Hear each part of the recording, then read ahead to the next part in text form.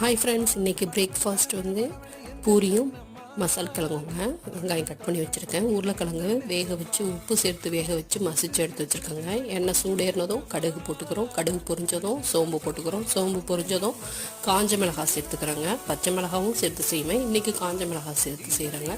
அதுக்கப்புறமா வெங்காயம் சேர்த்துக்கிறோங்க. வெங்காயம் நல்லா ஸ்லைஸாக கட் பண்ணியிருக்காங்க. வெங்காயம் நல்லா ஆஃப் குக் ஆகணுங்க. கண்ணாடி பதம் வந்ததும் மஞ்சள் தூள், பெருங்காயத்தூள், ஜீரகத்தூள் சேர்த்துக்கிறோங்க.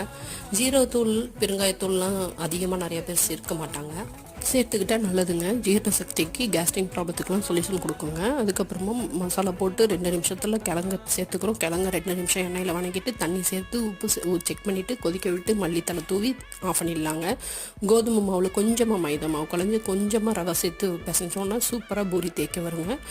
அதிகமாக செய்கிற நேரத்தில் கடலை மாவோ பொட்டுக்கடலை மாவோ சேர்த்து நம்ம உப்பு சேர்த்துக்கிட்டோன்னா நிறைய கிடைக்குங்க. தேங்க்யூ.